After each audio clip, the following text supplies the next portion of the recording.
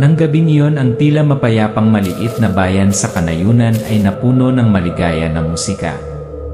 Nagtatawanan at nagsasayaw ang mga tao sa ilalim ng mainit na dilaw na ilaw. Ngunit sa gitna ng mga ngiti may mali. Si Tina, isang batang babae na tahimik na nakatira sa gilid ng bayan, ay nakaupo sa huling hanay, nanonood lang. Wala siyang ideya na sa ilang segundo, magbabago ang buhay niya magpakailanman. Hipwin. Isang mahinang tapik sa balikat niya. Napakabilis na isip niya na isa itong ilusyon. Lumingon si Tina, walang tao. Sa gitna ng karamihan, inilibot ng kanyang mga mata kung saan-saan, wala pa ring nakikitang pamilyar na mukha. Pagkatapos ay dumating ang sakit mapurol, pagkatapos ay matindi kumakalat sa kanyang tiyan. Nagsimulang umagos ang malamig na pawis. Tumibok ang puso niya. Parang may gumagapang sa loob ng katawan niya. Let's go, Tina. Before it's too late, si Paulo, ang kanyang childhood friend, ay tila nag-aalala. Umalis sila sa pagdiriwang na wala ang musika. Sa dilim, tanging mga yapak at isang bagay, napakahina parang mga pakpak na pumapagaspa sa hangin sa gabi. At iyon ang simula pa lang. Kadalasang iniisip ng mga Amerikano ang mga aswang bilang tropikal na alamat, ngunit sa mga malalayong lugar may mga alamat na walang naitala na libro. Mga nilalang na maaaring magkaila bilang mga tao, hinawakan ka saglit at ang iba ay isang sumpa. Hindi alam ni Tina kung nagkataon lang ang tapik o isang ritual para markahan ang biktima. At kapag nagpasya siyang alamin, papasok siya sa isang laro kung saan ang mandaragit at ang biktima ay minsan ay isang tao. Ang bayan ng Willow Creek matatagpuan sa gitna ng mga burol at makakapal na pine forest ng American West. Isang lugar kung saan sa araw, natatakpan ng ginintuang sikat ng araw ang maliliit na maruruming kalsada. Ang mga bata ay tumatakbo at naglalaro ng mga lobo. Sa gabi, ang buong bayan ay tila nakalubog sa ibang mundo. Napakatahimik na maririnig mo ang hangin na umiihip sa mga bintana. Tina, isang 24 na taong gulang na babae, nakatira sa isang lumang bahay na gawa sa kahoy sa gilid ng bayan. Simula nang pumanaw ang kanyang lolo, halos mawalay siya sa ibang bahagi ng mundo. Matagal nang naghiwalay ang kanyang mga magulang, bawat isa ay may sariling pamilya. Pinili ni Tina na manatili dito, mag-isa kasama ang lupaing iniwan niya. May kasabihan tungkol sa kanya na umalingaw pa rin sa kanyang isipan, kahit na matapos ang maraming taon. Kahit anong mangyari, huwag kang babalik sa pamilya mo. Huwag na. Sa oras na yon, hindi maintindihan ni Tina kung bakit niya sinabi yon.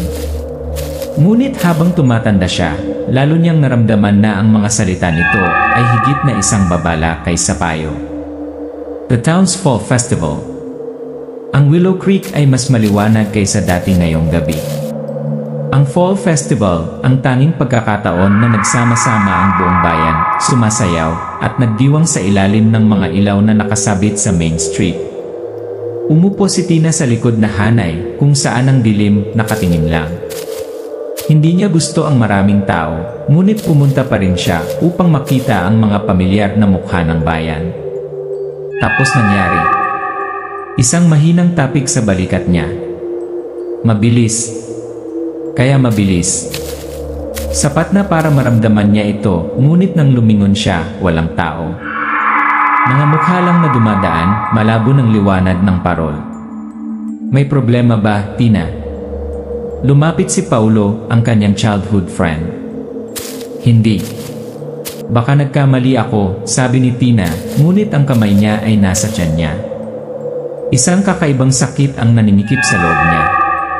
Tumutulo ang malamig na pawis sa likod ng kanyang leeg. Tumibok ang puso niya. At may pakiramdam na parang may nagmamatsyag sa bawat galaw niya sa dagat ng mga tao. Bagong karakter, folk healer. Inalis ni Paulo si Tina sa pista.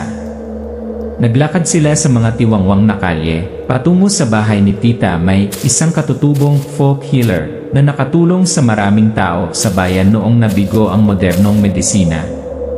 Nakinig si Tita May kay Tina, biglang nanliit ang mga mata. Alam mo ba tungkol sa aswangs? Humina ang boses niya, tila mas mabigat ang bawat salita.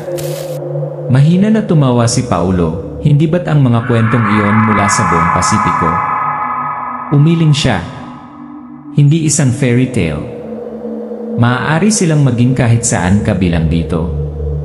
Isang pagpindot ay sapat na upang markahan ang kaluluwa ng biktima.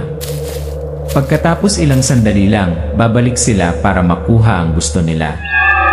Naramdaman ni Tina ang paglamig ng kanyang dugo. Naisip niya ang sandali sa festival at napagtanto, ang tanging titig na hindi niya makakalimutan ay pagmamay-ari ng isang estranghero na hindi pa niya nakita sa Willow Creek. Nang gabing iyon, nakaupong mag-isa sa kabin, dumungaw sa bintana si Tina. Madilim ang buong bayan. Sa gilid ng kakahuyan isang figura ang nakatayo, napakalayo para makita ang mukha, ngunit sigurado siya ang mga matang iyon ay diretsong nakatingin sa kanya. At ang tanong ay nagsimulang magpahirap sa kanyang isipan. Sino ang humipo sa kanya? Ang estranghero sa pagdiriwang. Isang tao mula sa ibang lugar. O, isang taong pinagkakatiwalaan pa rin niya. Ang gabing ulan ay pumatak sa kahoy na bubong. Sa madilim na dilaw na liwanag, binuksan ni Tina ang lumang kahoy na kahon na itinago ng kanyang lolo sa ilalim ng sahig. Sa loob ay may tatlong kakaibang bagay, isang pilak na barya na inukitan ng mga sinaunang simbolo, isang leather na pulseras na hinabi na may pilak na buhok, at isang makinis na bilog na itim na bato. Umupo si Paulo sa tabi nito, nakatutok ang mga mata sa kahon. Ano ito? Malumanay na sagot ni Tina, anting-anting. Iniwan sa akin ng lolo ko. Sabi niya ito lang ang makakalaban sa mga bagay na hindi tao. Saglit, nasulyapan ni Paulo ang sarili niyang baluktot na refleksyon sa pilak na barya na para bang iba ang lumilingon sa likod. Ang pinagmulan ng anting-anting. Makalipas ang isang linggo, pumunta si Tina kay Tita May para magtanong pa. Umupo siya sa tabi ng fireplace, ang kanyang mga mata ay tila nakikita ang nakaraan. Ang mga ito ay higit pa sa mga anting-anting. Ang mga ito ay ginawa mula sa dugo ng mga ngaso at abo ng mga hinuhuli sa mga henerasyon. Bawat isa ay may hawak ng kapangyarihan at alaala ng dati nitong may-ari. Ngunit sila ay tunay na gumagana kapag nasa kamay ng pinili. Kinuyom ni Tina ang pilak na barya. Paano kung wala ito sa mga kamay ng pinili? Tumingin siya ng diretsyo sa mga mata ni Tina. Kung gayon ito ay nagiging isang nakamamatay na sandata para sa sinumang sapat na sakim upang kunin ito. Ang hitsura ni Mang Kevin. Kinabukasan, isang kakaibang lalaki ang kumatok sa pintuan ni Tina. Ipinakilala niya ang kanyang sarili bilang si Mang Kevin, isang bihasang aswang hunter. Matagal ang kanyang tingin sa kahoy na kahon. Kung gusto mong panatilihin ang mga ito, dapat mong patunayan ang iyong sarili na karapat-dapat. Manghuli ka ng matandang aswang na nakatira sa hilaga ng Cedar Forest. Patayin mo siya at iwan kita. Kinagat ni Tina ang kanyang mga ngipin. Paano kung tumanggi ako? Ngumiti si Mang Kevin ng manipis, kung gayon hindi na sila magiging iyo. Katatakutan sa pagsisiyasat. Nagkasundo sina Paulo at Lara na tulungan si Tina. Nagsimulang malaman ng tatlo ang tungkol sa matandang aswang na ito. Umiihip ang hangin, walang buwan ang langit.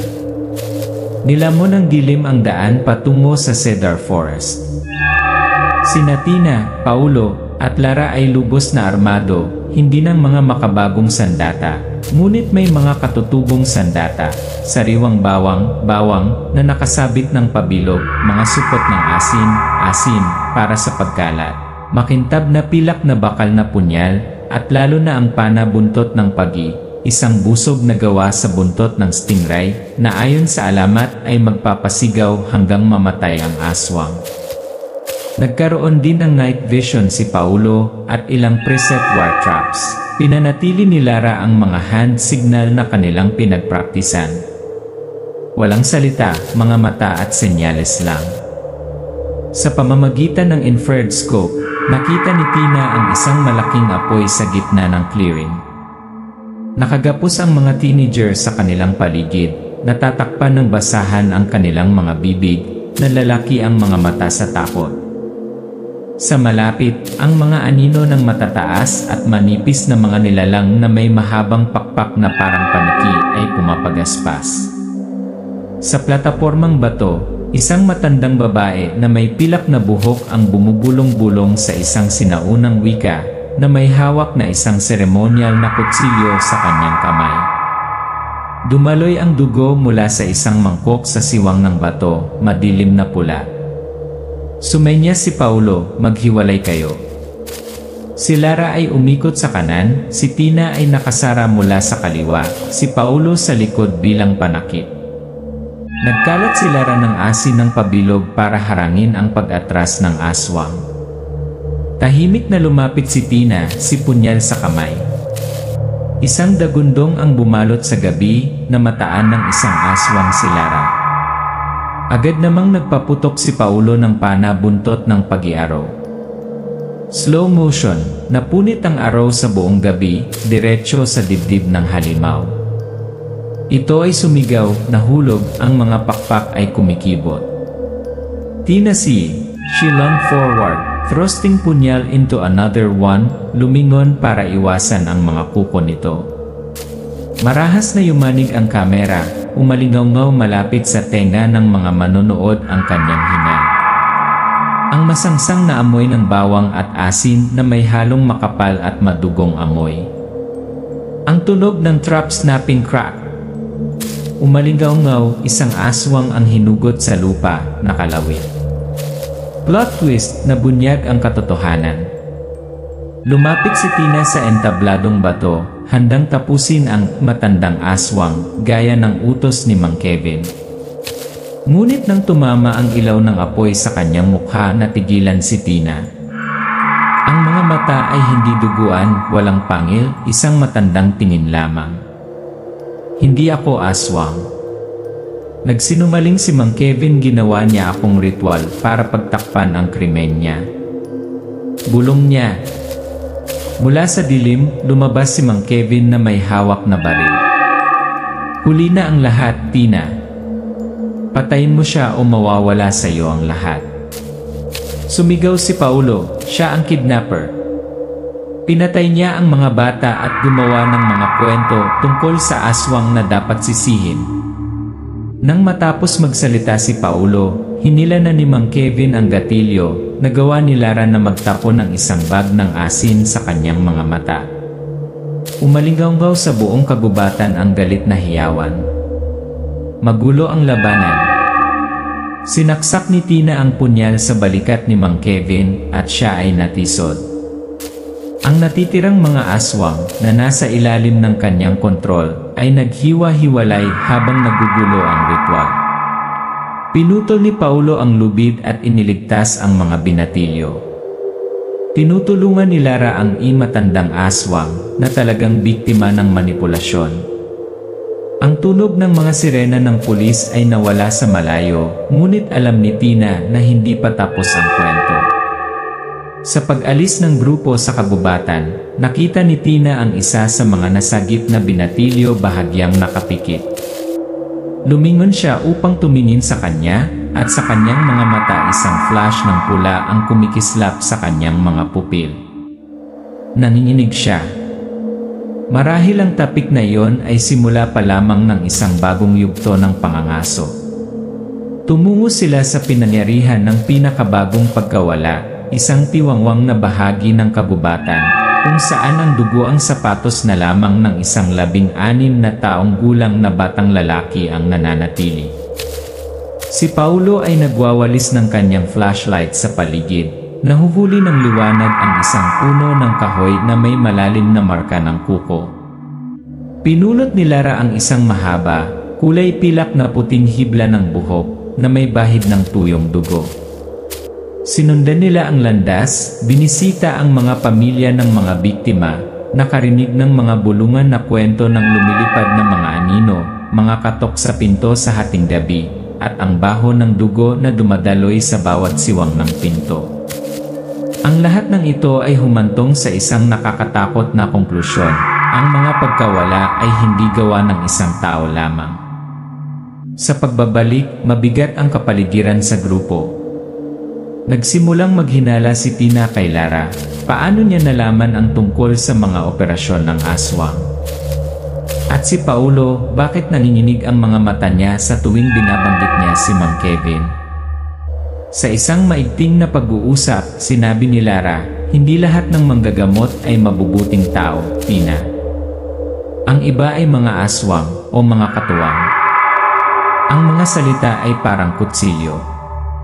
Nagtanim ito ng bagong kaisipan kay Tina. Ang matandang aswang ba na pinilit niyang manghuli talagang mandaragit? O biktima lang siya ng mas malaking sabwatan? Nang gabi niyon, sa madilim na bahay, umupo si Tina sa harap ng kahon na gawa sa kahoy. Binuksan niya ang takip, nakatingin sa tatlong anting-anting na kumikinang sa liwanag ng buwan. Alam niya, kapag nakapasok na siya sa cedar forest, magbabago ang lahat.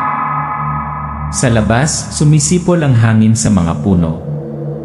At sa isang lugar sa kadiliman may nakangiti, naghihintay sa kanyang hampasin.